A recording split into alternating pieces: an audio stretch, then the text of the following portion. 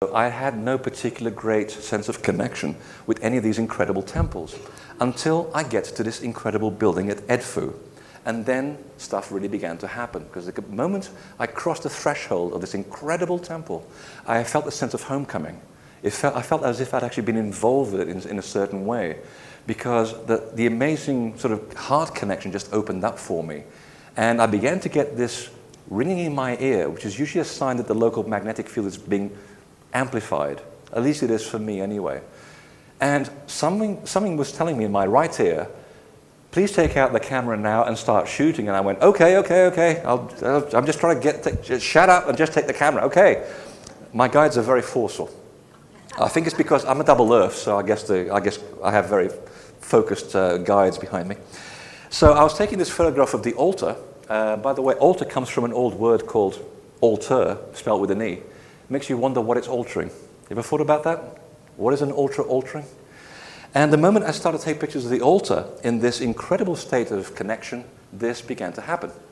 All these little balls started appearing, and I went, hello, anybody else getting this? And people are going, no, you got something wrong with your camera. No, I don't.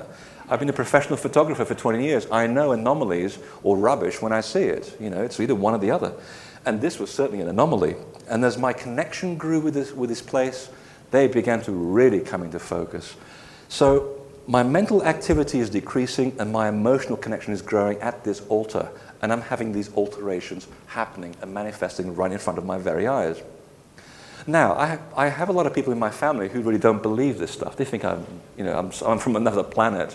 My father thinks that my mother, had a mutual encounter with someone from Alpha Centauri, because they still can't explain anything about me. So I said to these people, I said, do you mind if I just have a normal photograph of the altar at Edfu so I can show my friends? And the next photograph, oh, sorry. This is I'm going ahead of myself here.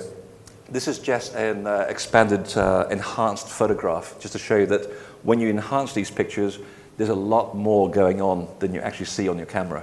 And you can do this with any imaging software, by the way. So I asked to take a normal photograph, and guess what? They all go away.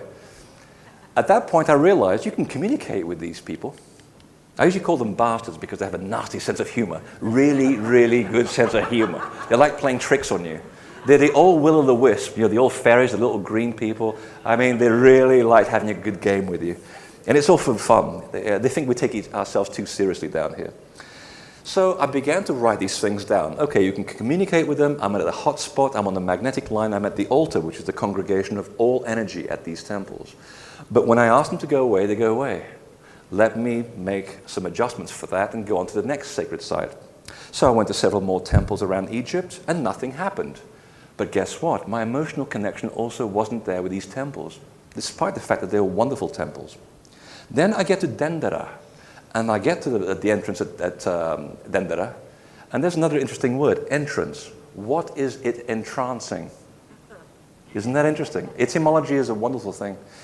I got to the entrance at Dendera, and I felt this wonderful homecoming again. I felt, my God, I feel like I've been here before. I just feel so natural here. And of course, they started coming up again.